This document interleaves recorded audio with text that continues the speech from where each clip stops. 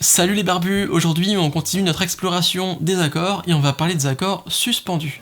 Alors si vous n'avez pas vu les épisodes précédents où on parle de triades, de formes d'accords, enfin bref, tout l'essentiel pour maîtriser les accords, je vous ai mis la playlist juste ici. Alors comme on l'a dit dans les vidéos précédentes, un accord c'est un ensemble de 3 notes, une fondamentale, une tierce et une quinte.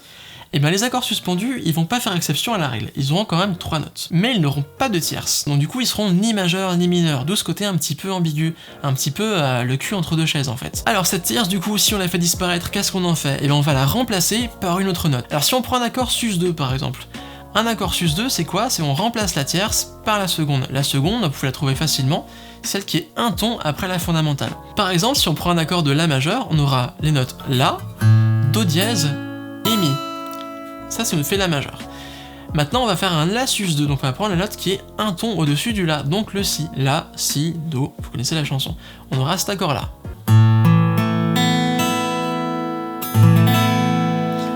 Si on veut construire un accord sus4 maintenant, on va remplacer la tierce par une quarte. La quarte, comme on l'a dit, c'est un demi-ton au-dessus de la tierce majeure. Donc si je reprends mon accord de la majeure, par exemple, ma tierce est toujours en do dièse, je vais l'augmenter d'un demi-ton, donc je vais aller jusqu'au ré. Donc avancer d'une case en fait. Et j'obtiens le la sus4.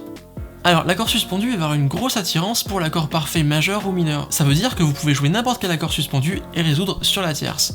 Par exemple, le sus4 qui résout sur ma tierce majeure. Et ça marche aussi en mineur. Par exemple, si je joue un ré sus4, il résout très bien sur un ré mineur. Alors pour utiliser l'accord suspendu, c'est assez simple, on peut remplacer n'importe quel accord par sa version suspendue. C'est-à-dire que pour enjoliver une rythmique, pour casser la monotonie, ou pour juste avoir un petit côté un peu plus ambigu, vous pouvez remplacer un accord par sa version suspendue. Alors cette technique de remplacer un accord par sa version suspendue, on le retrouve dans énormément de morceaux pop, rock et dérivés.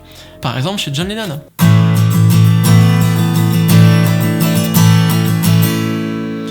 Ou encore chez Oasis.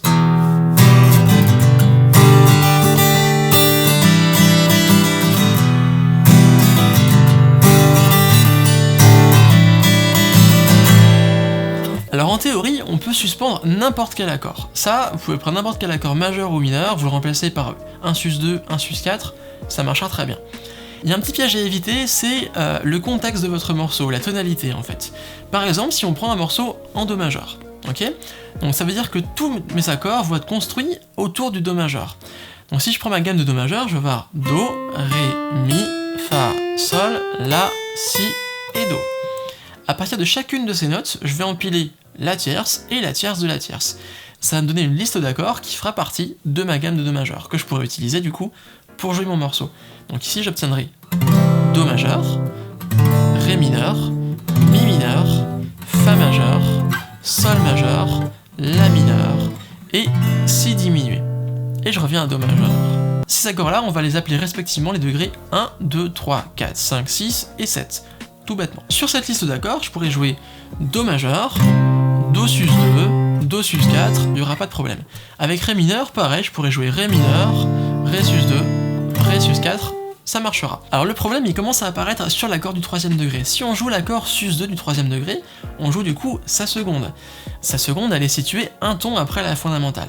Donc ici, en mi par exemple, un ton après, j'aurai un fa dièse. Le problème c'est que fa dièse il fait pas partie de do majeur, donc du coup ça risque de clasher dans un morceau en do majeur, un mi sus2. Par exemple ça donnerait ça. Do majeur, mi sus2. Vous voyez, ça va pas super bien ensemble. Donc méfiez-vous de ça. Sur un accord 3e degré, on construit pas d'accord sus2. Et on va retrouver le même phénomène en fait sur un accord du 4e degré pour un accord sus4. Toujours en do majeur, mon 4e degré c'est mon fa majeur. Le problème c'est que si je construis un sus4, je vais avoir cette note là. Qui est le si bémol. Le si bémol, comme on l'a dit, il fait pas non plus partie de do majeur.